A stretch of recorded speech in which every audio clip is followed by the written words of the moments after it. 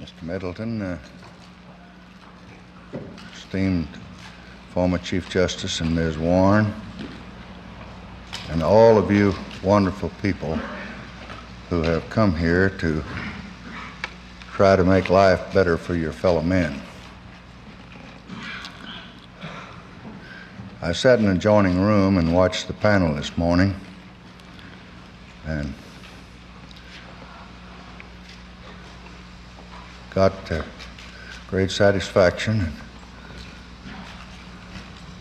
compensation in my own way, and feeling that all is not lost. And I don't speak very often or very long. My doctor admonished me not to speak at all this morning, but I'm going to do that because I have some things I want to say to you. I have a touch of sentimentality about me, which has cost me a great deal in my 40 years in public life. And I'll say to all you women, Mrs. Rostow and Barbara Jordan, Yvonne Burke and Mrs. Krim, and so many of you that I can't list them all, that it's natural for me to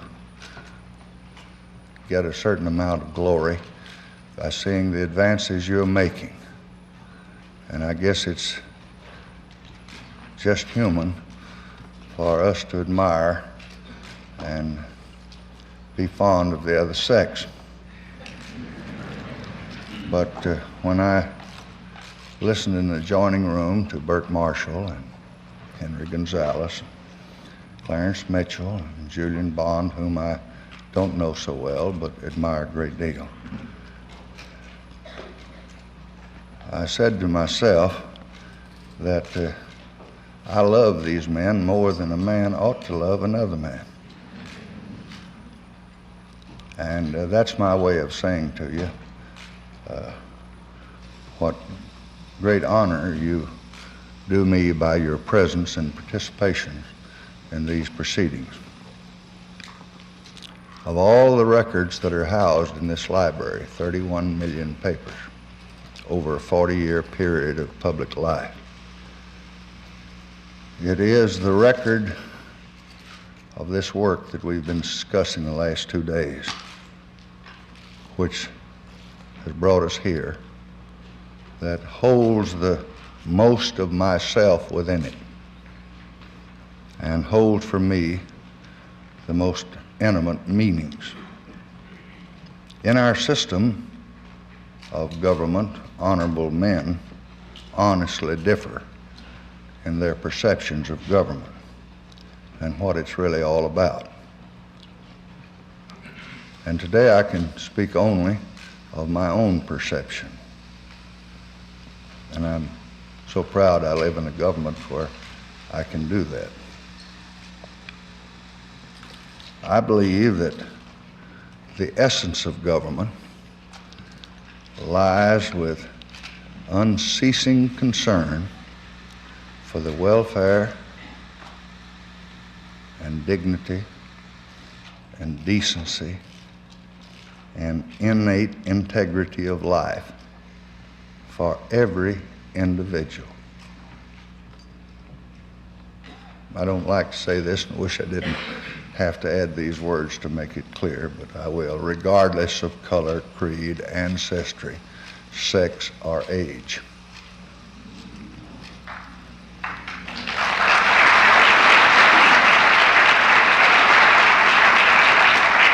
Before I go any further, I want to interject. I'm so happy Ms. Whitney Young is here. Her husband gave me great inspiration and leadership, and along with some of his colleagues, advanced this nation's centuries in a decade. And he's somewhere doing his good work today, and it's in behalf of his fellow man, wherever he is.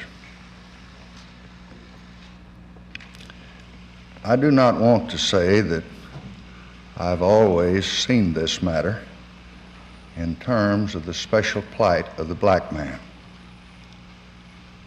As clearly as I came to see it in the course of my life and experience and responsibility. Now let me make it plain that when I say black, as I do a good many times in this little statement, I also mean brown and yellow and red and all other people who suffer discrimination because of their color or their heritage. Every group meets its own special problems, of course, but in a very broad sense, the problem of equal justice applies to us all. Up on the second floor of this library, in a special exhibit designed especially for this occasion, you will see the original Emancipation Proclamation by which our great President Abraham Lincoln ordered that the slaves should be freed of their bondage. A decade ago, in the year 1963, we observed the 100th anniversary of that proclamation signing.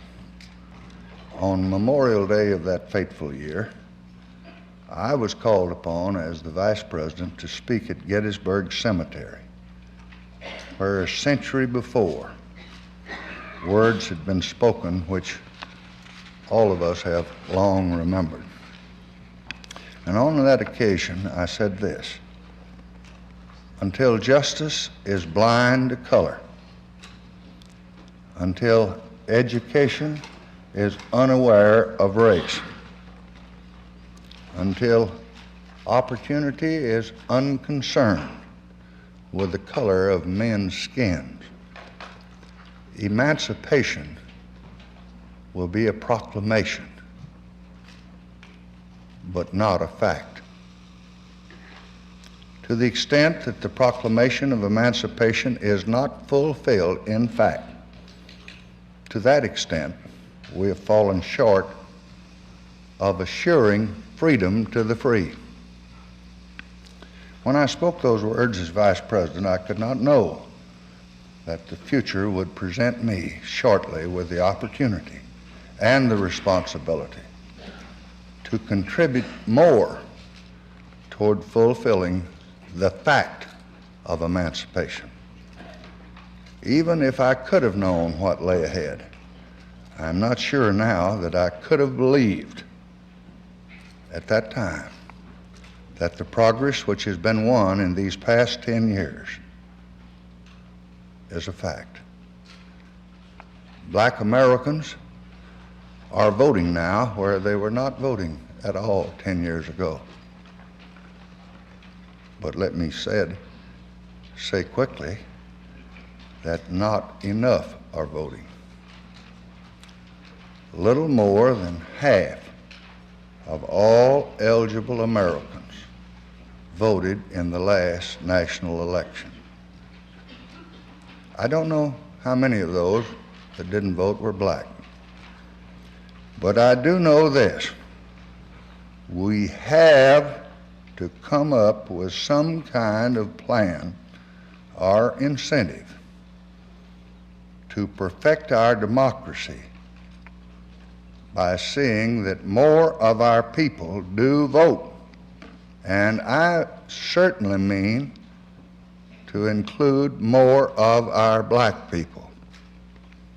Now, I don't know how to do it, and I don't want to get into it from the hip with compulsory voting, but we ask our young men we require them by law to all go and register for the draft. We require all of our children to go to school.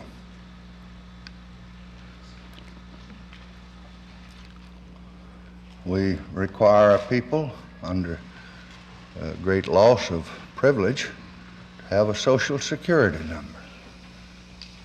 I have no doubt but what this would be a better country and a pure democracy. If 95% of our people voted and the 5% that didn't had an exemption because of illness or whatever it might be. But when the hand of government reached out to them, if they had to reach in their purse or pocketbook and show a stamp that they had voted, the party of their choice, the individual of their choice, this would be a better land.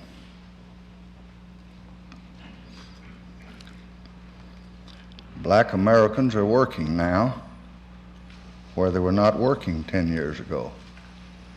Black Americans, brown Americans, Americans of every color and every condition are eating now and shopping now and going to the bathroom now and riding now and spending nights now and obtaining credit now and giving now and attending classes now, going and coming in dignity where and as they were never able to do in years before.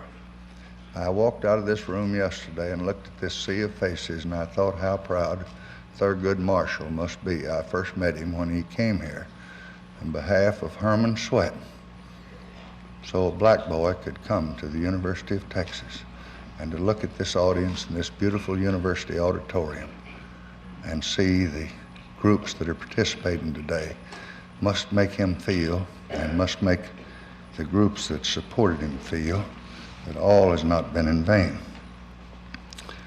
But now that I've said that, I want to say this. I don't want this symposium to come here and spend 2 days talking about what we have done. The progress has been much too small. We haven't done nearly enough. I'm kind of ashamed of myself that I had 6 years and couldn't do more than I did. I'm sure all of you feel the same way about it. I often tell the story about that was purported to been a fact about Churchill when the women's lib movement, maybe prohibition movement, a little ahead of our women over here, went into him after the war and said that they were shocked to hear that if all the alcohol he consumed during the war, the brandy that he had drunk, were emptied in the room, it would come up to about here. And Churchill looked on with a certain amount of satisfaction and amusement instead of letting his feathers rise up, and he purported to have replied, "My dear little ladies, so little have I done, so much yet I have to do."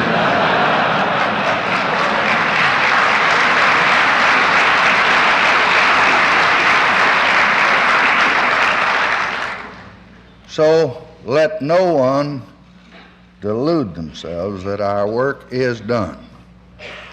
By unconcern, by neglect, by complacent beliefs that our labors in the field of human rights are completed, we of today can seed our future with storms that would rage over the lives of our children and our children's children. Yesterday it was commonly said the black problem was a Southern problem. Today it is commonly said that the black problem is an urban problem, a problem of the inner city. But as I see it, the truth is that the black problem today, as it was yesterday and yesteryear, is not a problem of regions, or states, or cities, or neighborhoods. It is a problem, a concern, and a responsibility of this whole nation.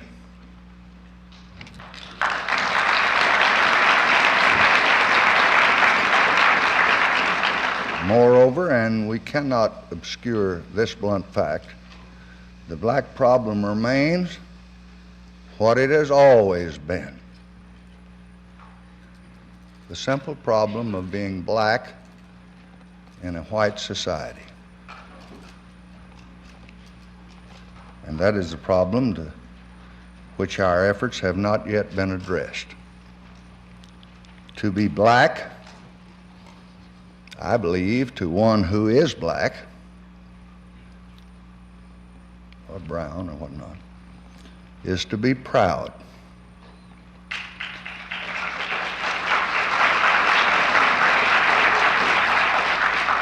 Is to be worthy, is to be honorable. But to be black in a white society is not to stand on level and equal ground. While the races may stand side by side, whites stand on history's mountain and blacks stand in history's hollow. And until we overcome unequal history, we cannot overcome unequal opportunity. That is not, nor will it ever be, a very easy goal for us to achieve. Individuals and groups who have struggled long to gain advantages for themselves do not readily yield the gains of their struggles or their achievements so that others may have advantages or opportunities. But that is just the point, now and always. There is no surrender, there is no loss involved.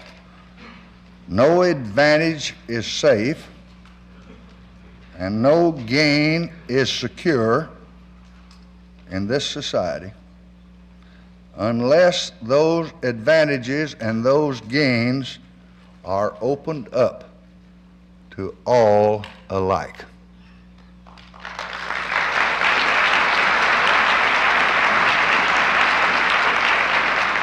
Where we have been concerned in the past for groups as groups, now we must become more concerned with individuals as individuals.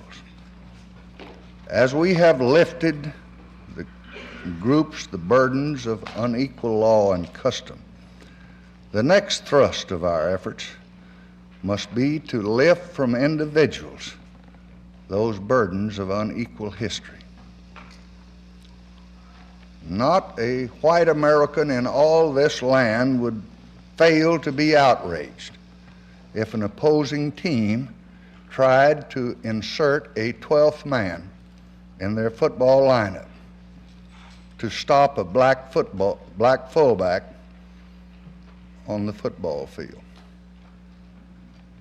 Yet off the field, away from the stadium, outside of the reach of the television cameras and the watching eyes of millions of their fellow men, every black American in this land, man or woman, plays out life running against the 12th man of a history that they did not make and a fate they did not choose.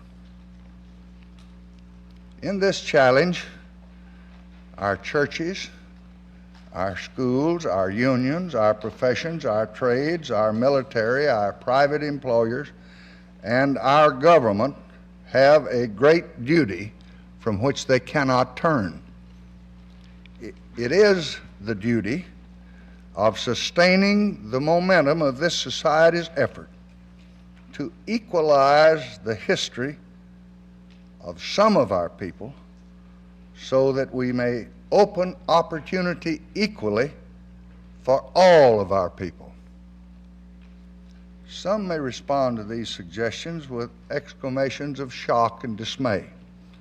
Such proposals, they will say, ask that special consideration be given to black Americans rather than giving equal consideration to all Americans.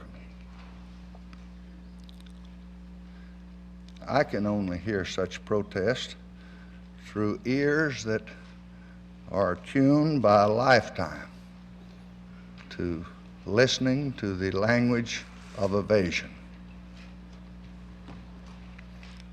All that I hear now, I have heard before for 40 long years, in many forms and many forums. Give them the vote. I saw a murder almost committed because I said that in 37. Most people said unthinkable. Give them the right to sit wherever they wish on the bus. Impossible. Give them the privilege of sitting at the same hotel, using the same restroom, eating in the same counter, joining the same club, attending the same classroom. Never, never. Well, this cry of never I've heard since I was a little boy all my life. And what we commemorate on this great day is some of the work which has helped in some of the areas to make never now.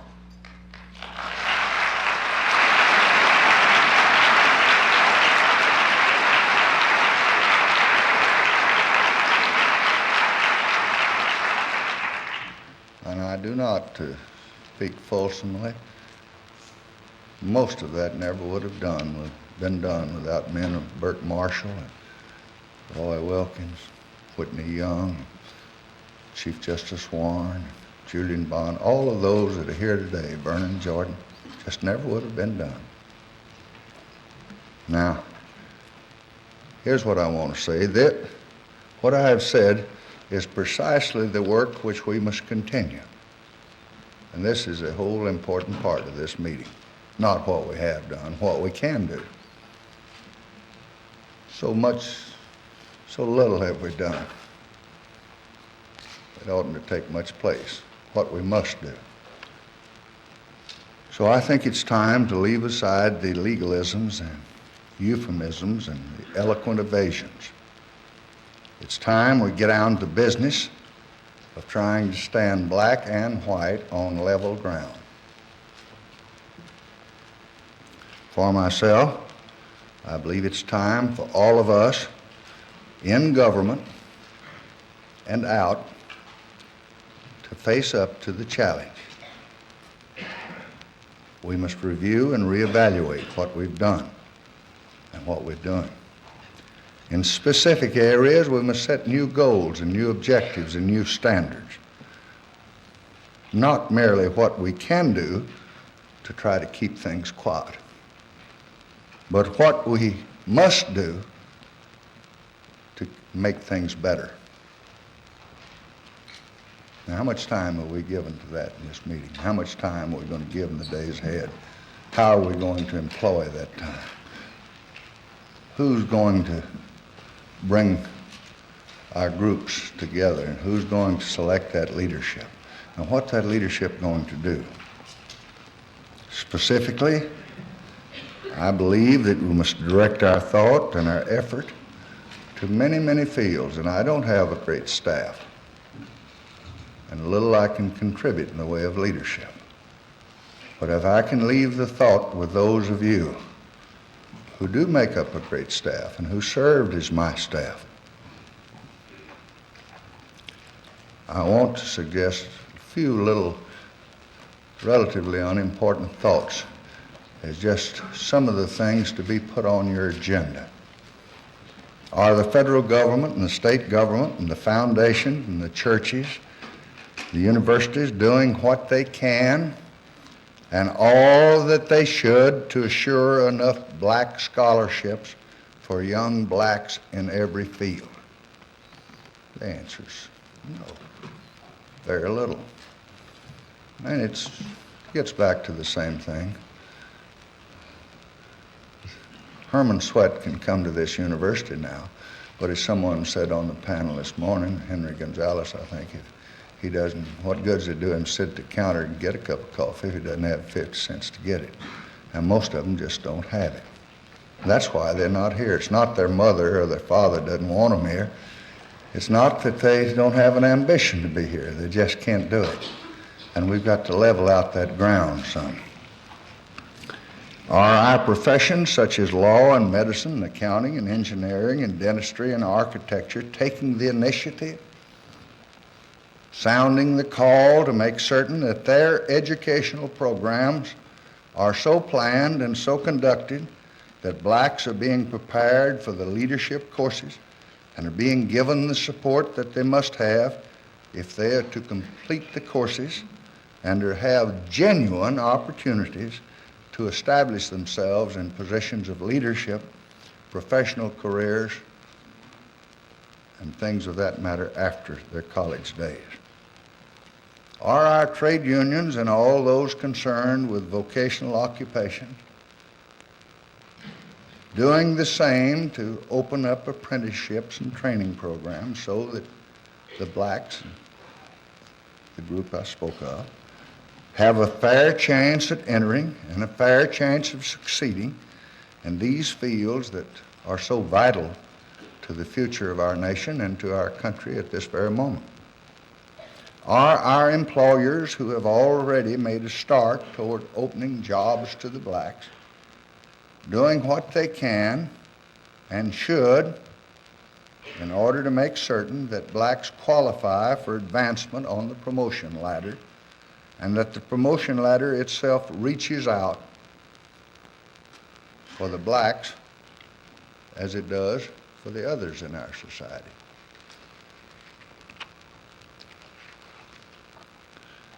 What I'm saying is that we cannot take care of the goals to which we've committed ourselves simply by adopting a black star system.